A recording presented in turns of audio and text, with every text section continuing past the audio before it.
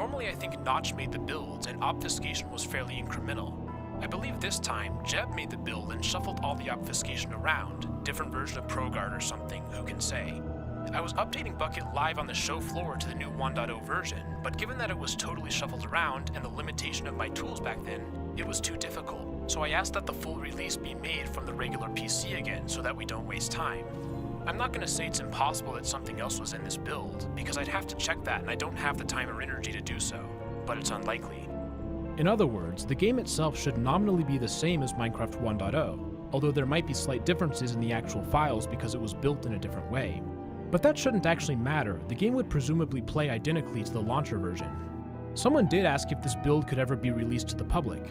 I don't know. I'm not going to say no, absolutely not, but I'm also not in a position to just give files away like I used to be. Dinnerbone does provide one additional detail about the file itself, the number of files in the archive.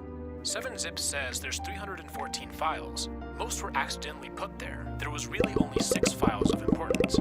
This is pretty much all Dinnerbone had to say about the contents of the archive. There are a few redundant quotes that I've put here for completion's sake. However, there's more. Dinnerbone also discussed the password itself.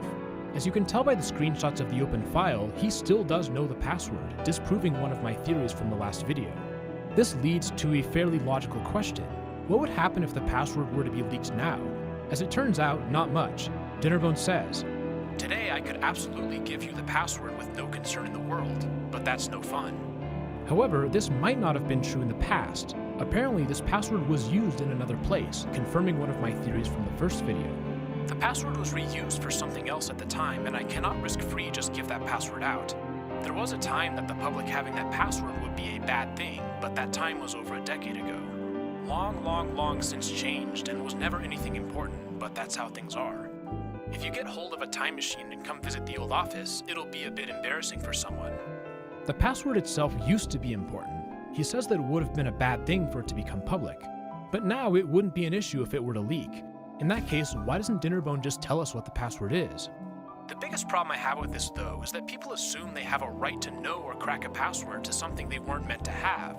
My objection is the entitlement people seem to have that they should know the password at all.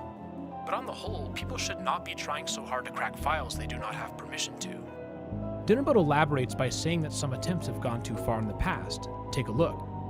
In other servers years ago, people tried bringing other files into this, trying to get their hands on more encrypted archives and websites that they felt should be a part of this somehow. It got out of hand, and that's why I wrote the reminder that this file was not meant for people to have, and trying to crack it and other files open is dangerous. This particular file happened to be fine, but nobody knew that. It's just that we didn't want people to have the password.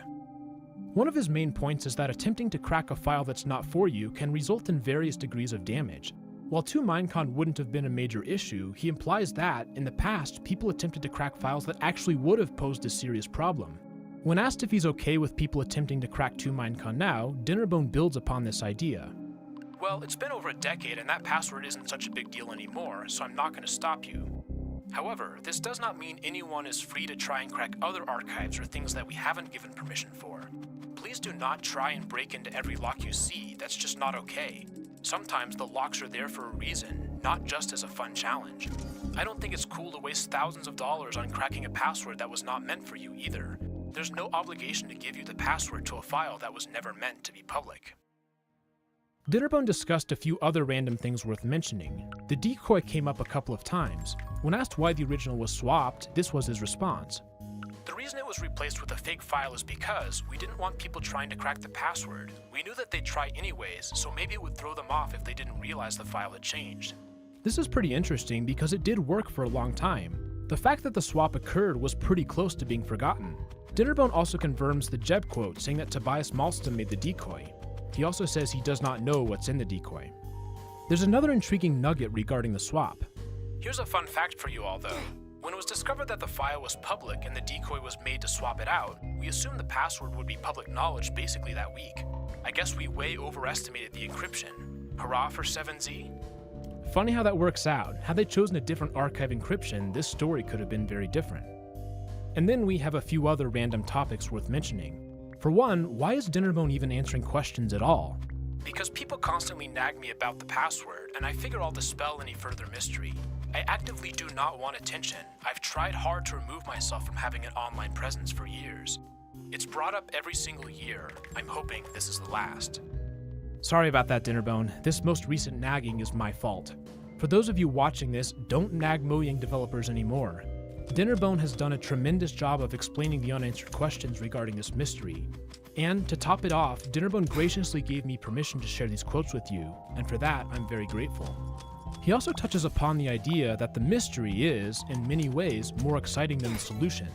I'll answer a couple of basic questions about 2Minecon that aren't related to the password if you all like, but it's honestly not so exciting, and the mystery is probably more fun than the answer. I think in practice this has been proven true. There's a temptation to not believe the simple, boring answer. Dinnerbone mentions this as well. I kind of feel like even if I live streamed me opening the archive and sending them out one by one on Discord, people will call fake and that it's misdirection. The files are Minecraft 1.0, you can get it from the launcher. The thing is, the contents were never a mystery. We've been pretty upfront whenever developers have been asked about it over the years. People don't believe it, but mysteries are always more fun than reality.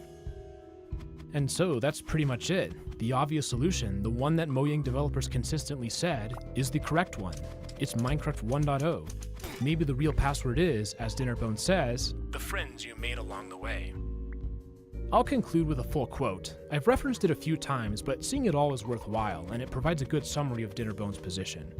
I'll reiterate what I wrote elsewhere here just for transparency. Whilst the specific file 2minecon.7z doesn't have anything confidential in it, the password was reused for something else at the time, and I cannot risk-free just give that password out. There was a time that the public having that password would be a bad thing, but that time was over a decade ago. I will not stop people from trying to find the password for this archive, and I do not believe anyone else will either. However, this does not mean that anyone is free to try and crack other archives or things that we haven't given permission for.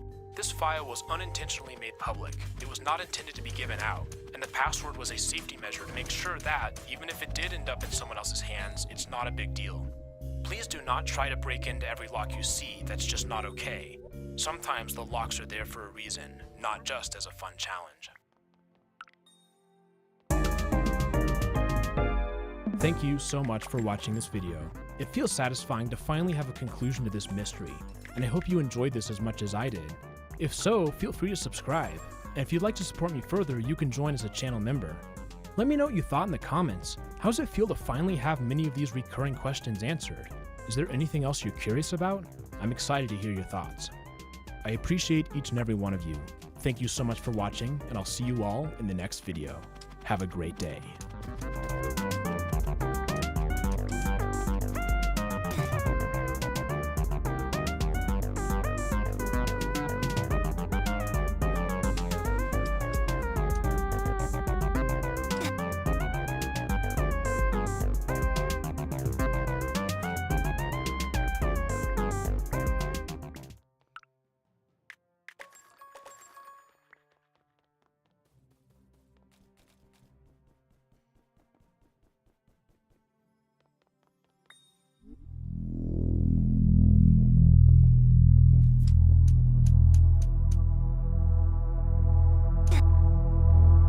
In August of 2010, a strange image surfaced online.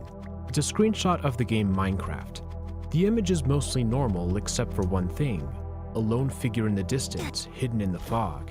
He has the default skin, but with pale, empty eyes, watching us from afar. This is Herobrine. We know that because this image also contains an explanation written by an anonymous player. It tells of their encounter with this entity in a single-player world. The author noticed the figure in the fog, but couldn't catch them. As they played more, they found odd structures in their game, 2x2 tunnels in the rocks, perfect pyramids of sand in the ocean, groves of trees missing leaves. They did some research and discovered that other people had seen this mysterious player. His name is Herobrine, and he's the dead brother of Notch, the creator of Minecraft. Most people think that this image here is the origin of Herobrine, but that's only partially true. Recently discovered evidence has revealed that there's so much more to the story. The history of Herobrine is complicated and rich, not just one image appearing from the void.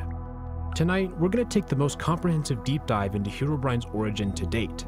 We'll find that Herobrine didn't exist in isolation.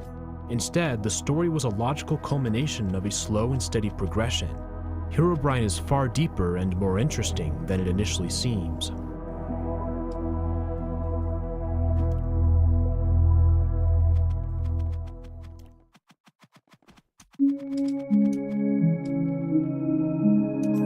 The history of Herobrine is deeply intertwined with the history of Minecraft itself. The foundations go all the way back to the earliest builds of the game.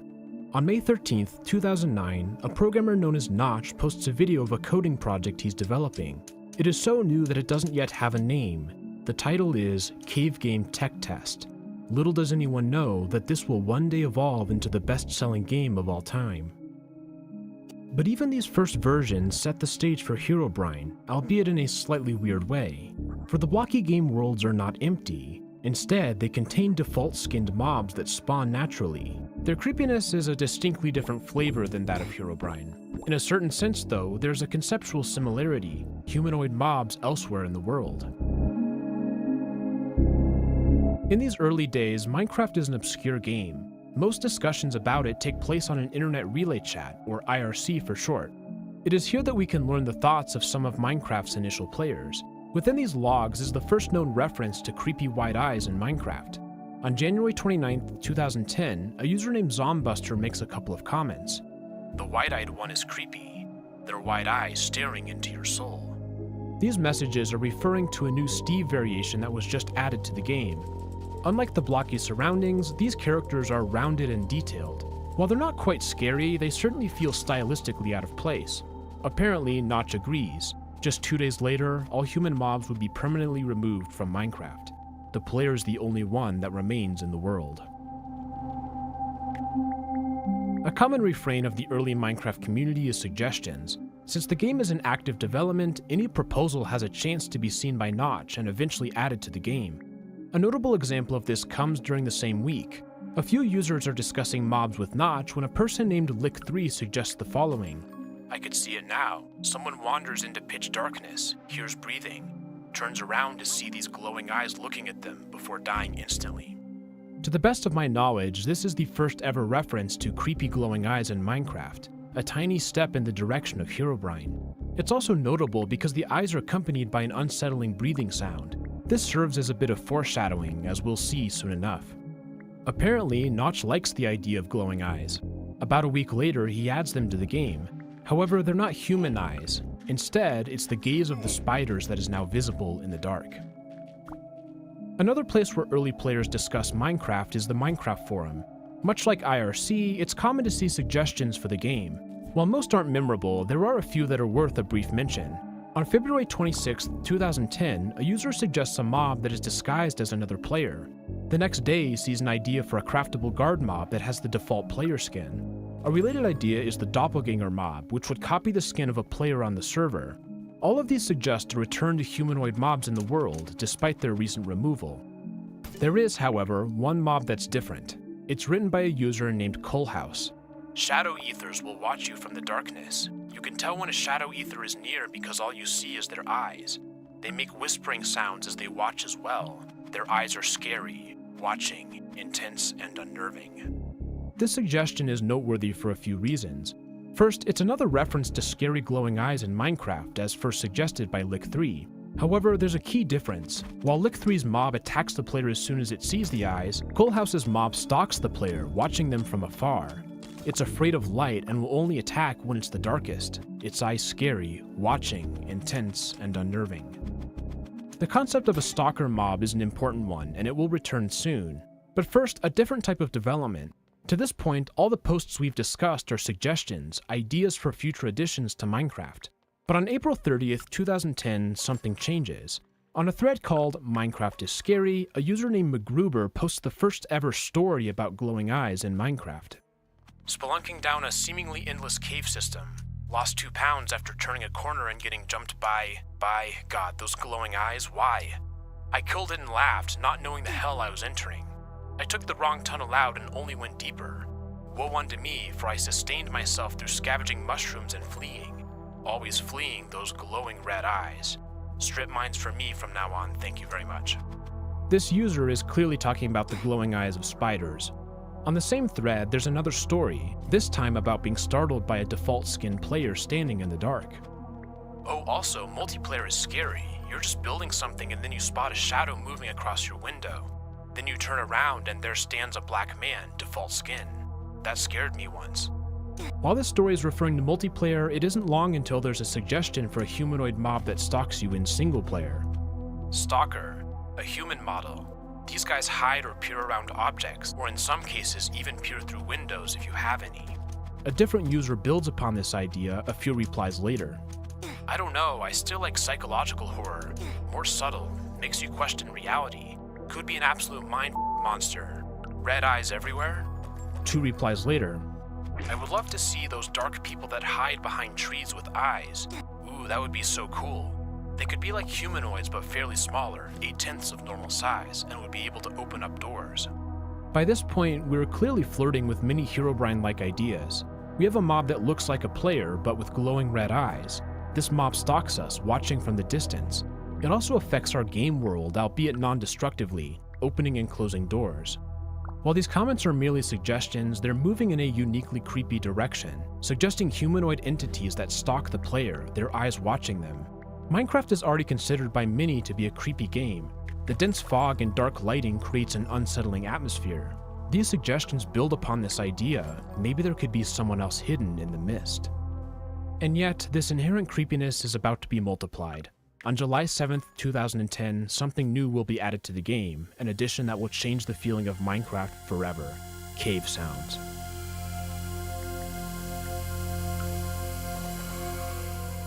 Background ambiance in Minecraft had been requested for a while. There was actually a good YouTube mock-up about 2 weeks before the release of cave sounds.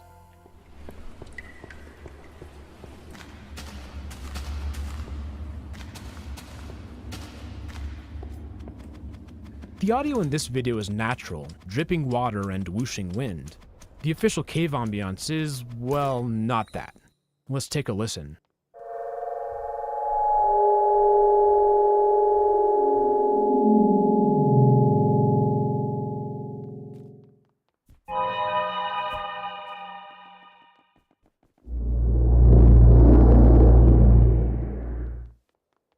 It's difficult to overstate the impact that these sounds have on the atmosphere of the game. Previously, players only had to fear physical threats: creeper explosions, lava pools, spider ambushes. But the cave sounds are different. They represent threats unseen, dangers beyond our understanding. Who made that breathing noise right behind us? Is there hidden machinery within the caves?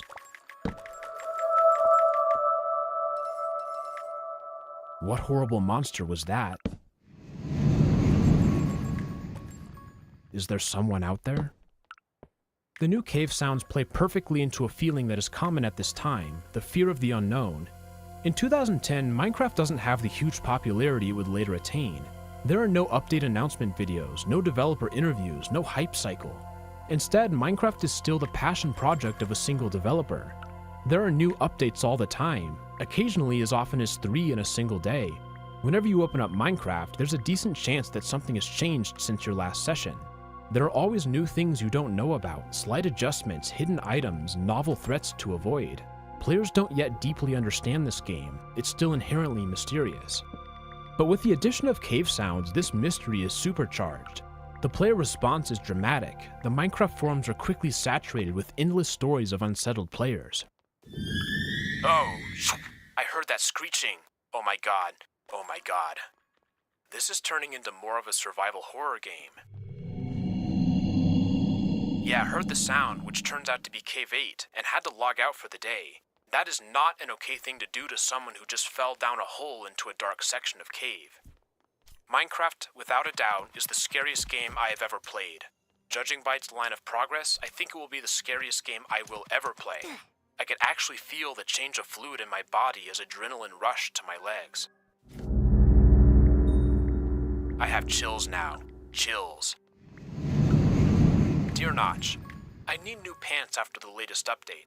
I appear to have soiled the ones I am currently wearing due to the new ambient cave noises. They were vigorously frightening. Thread is for babies. Put your diapers back up. Oh shit. These new sounds scare the out of me, and I love it. I was tunneling through some caves and came into an opening just in time to hear a huge, which made me jump out of my pants. This looks like a job for Mute. There are far too many stories like this to list them all. One thing, however, is abundantly clear. The cave sounds have shoved Minecraft sharply in an unsettling direction.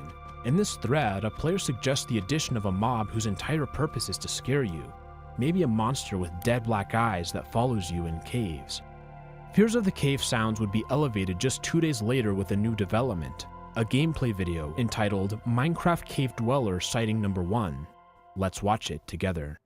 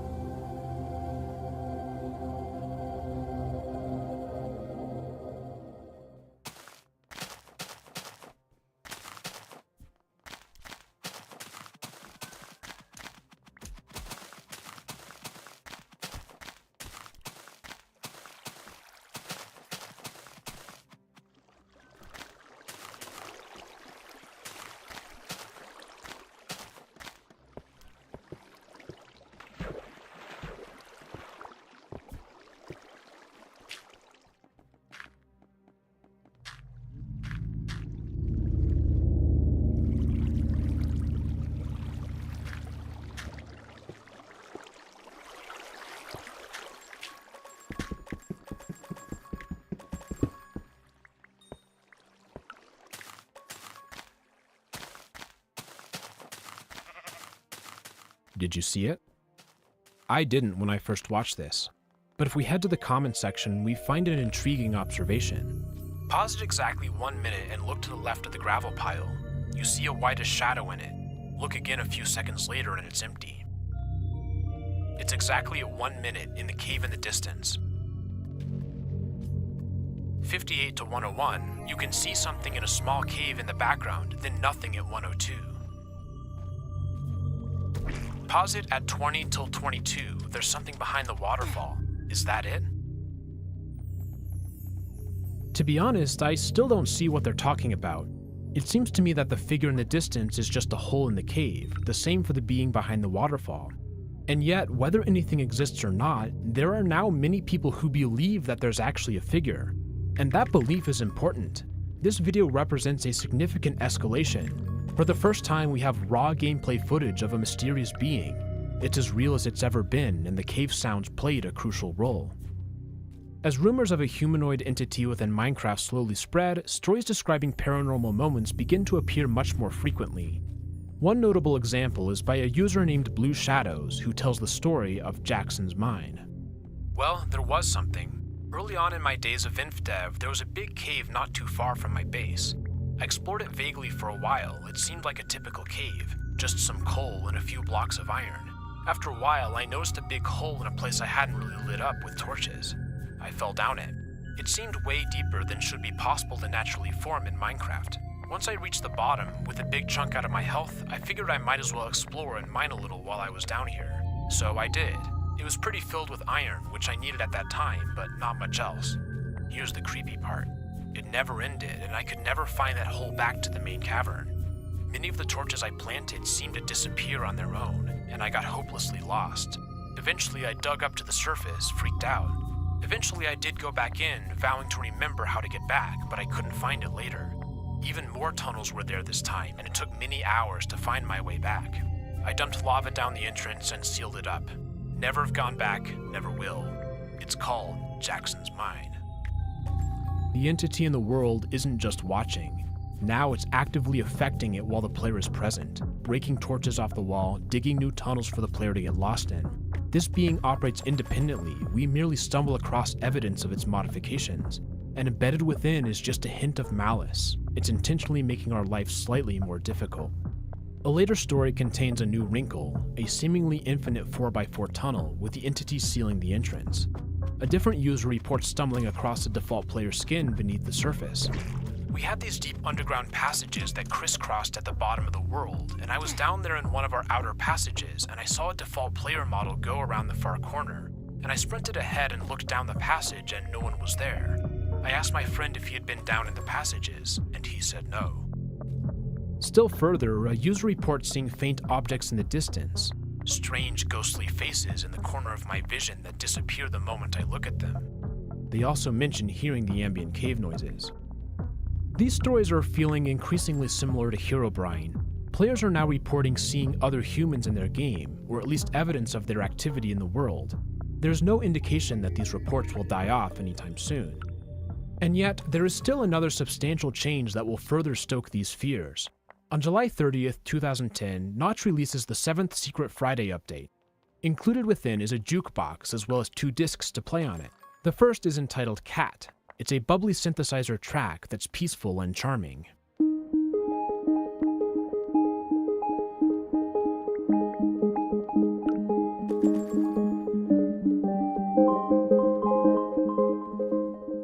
Then there's the other disc entitled 13. This one is, well, let's just take a listen.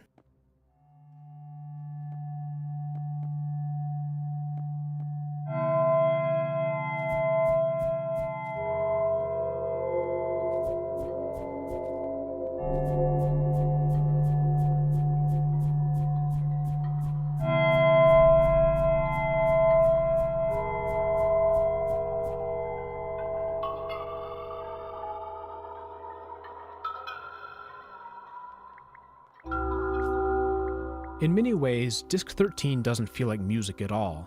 It might be more accurately described as an extended cave sound. However, it's more than just that. In this disc, we hear things happening in the distance, huge explosions reverberating through the caves.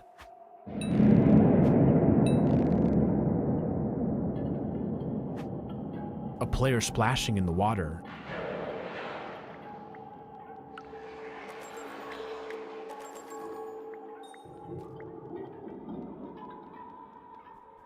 Skeletons firing arrows.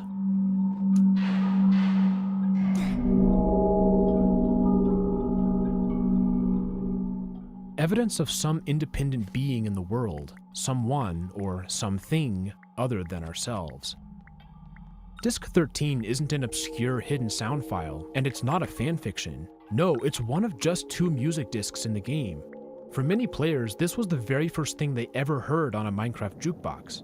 It is therefore no surprise that Disc 13 has an immediate impact on the Minecraft community. On July 31st, 2010 at 1:01 a.m., a user named I Am a Hedgehog posted the first known story about the disc. It's called 13.ogg, a work of fiction, and it describes a player who discovers the item. Just 17 minutes later, a user named Kerchak uploads a YouTube video containing the Disc 13 audio. The background is a screenshot of a dark cave. It seems pretty normal, except for one thing. Deep within the blackness are 2 white pixels. The meaning of this is unmistakable. Those are a pair of white eyes watching us.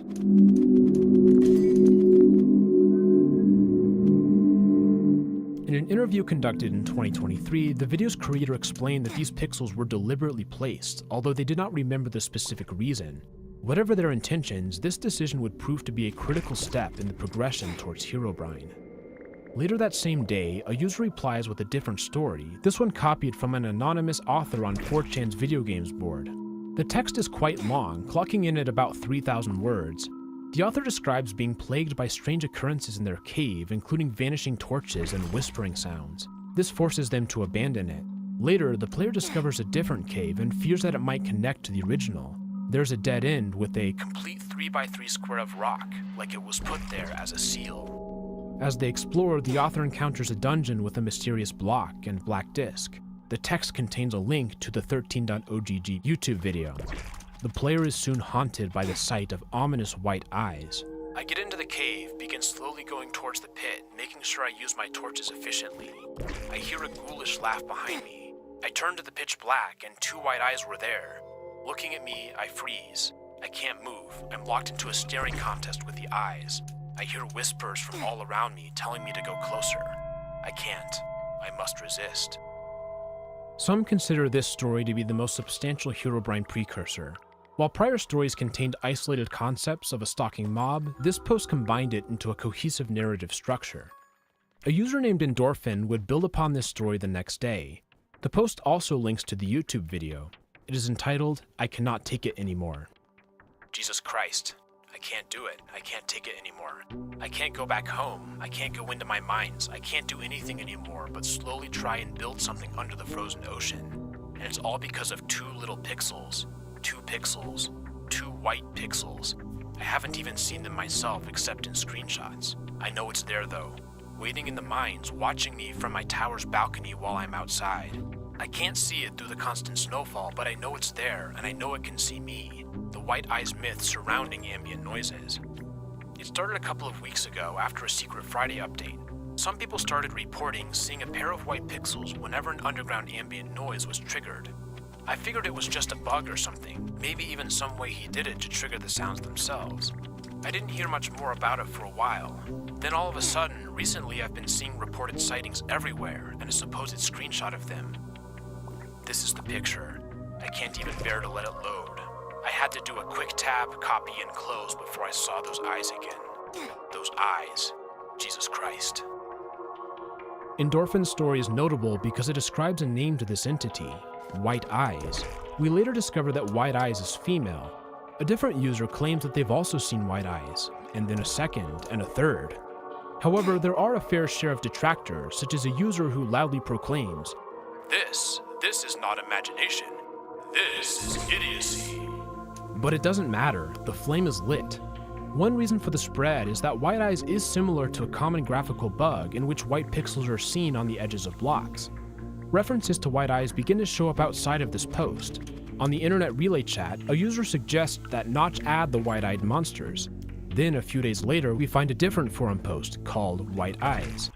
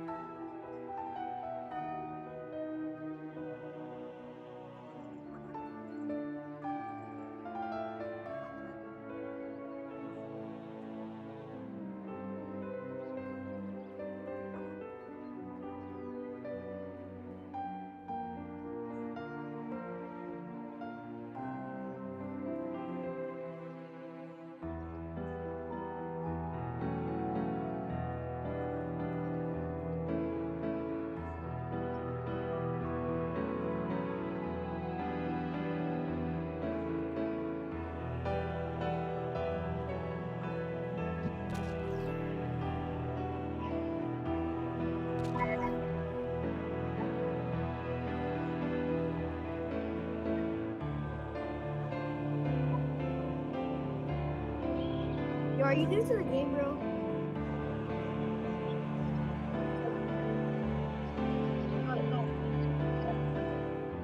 What?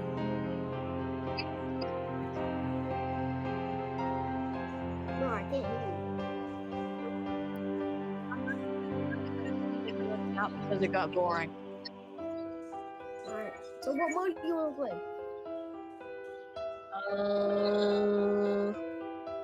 I don't know. Alright, I choose any, alright?